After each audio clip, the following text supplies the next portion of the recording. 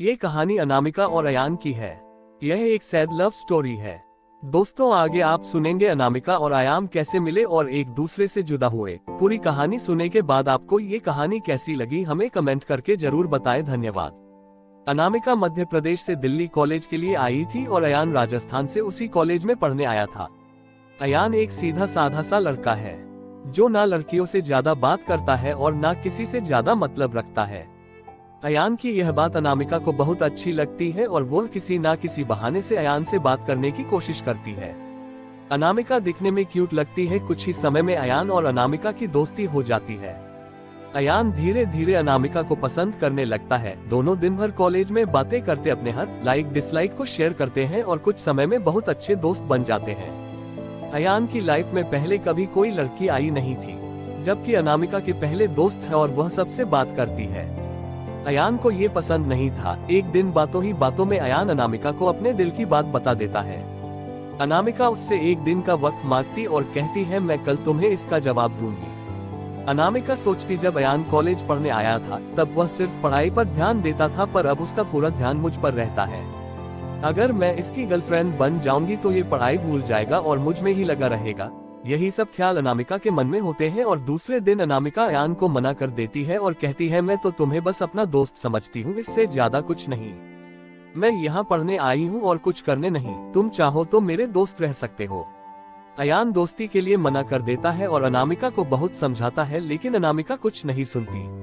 अयान को ये बात बहुत बुरी लगती है और वह अनामिका से बात करना बंद कर देता है। कुछ दिन कॉलेज भी नहीं आता है।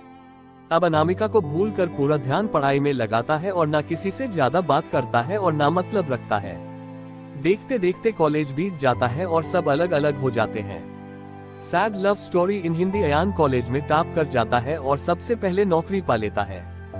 2-3 साल बीत जाते हैं। ना अयान को अनामिका का पता रहता है और ना अनामिका को अयान का कुछ पता रहता है। अयान अपनी कंपनी छोड़कर एक नई कंपनी में ज्वाइन करता है, जिसमें उसकी पोस्ट पहले से बहुत अच्छी और पगार दुगनी रहती है। जब अयान पहले दिन ऑफिस जाता है तो उसे पता चलता है अनामिका इस ऑफिस में उसकी जूनियर है। वह उस पर बिल्कुल भी ध्यान नहीं देता है और काम में ही लगा रहता है। कुछ दिनों ऐसा ही चलता है, पर दोनों एक दूसरे को पहले से जानते थे और एक दिन दोनों को एक प्रोजेक्ट के लिए साथ में बाहर जाना पड़ता है। प्रोजेक्ट के बाद ना चाहते हुए भी अयान और अनामिका की बात होने लगती है। अनामिका अयान को समझाती है आखिर उसने उसको मना क्यों किया था।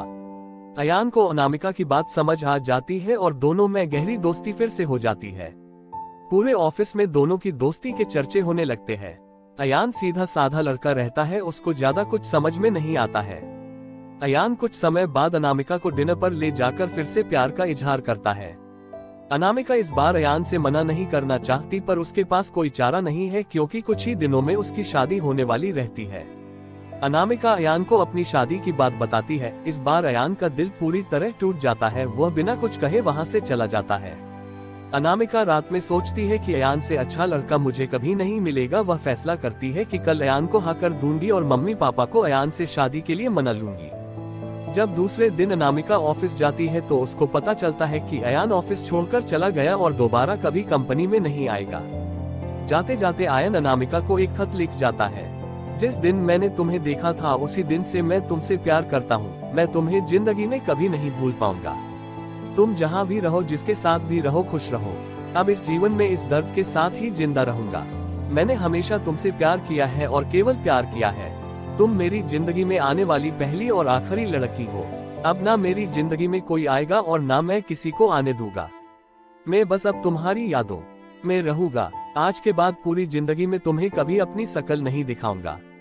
बस भगवान से यही दुआ करता हूँ, तुम जहाँ भी रहो खुश रहो और शादी के लिए बहुत बहुत शुभकामनाएं। अनामिका अयान को खोजने की बहुत कोशिश करती है, पर कई साल के बाद भी उसको अयान नहीं मिलता और वह अपने माँ बाप की पसंद के लड़के के साथ शादी कर लेती। इस तरह दोनों हमेशा हमेशा के लिए एक दूसरे से बिछड़ गए और दर्द के साथ अपनी जिंदगी व्यतीत करते हैं।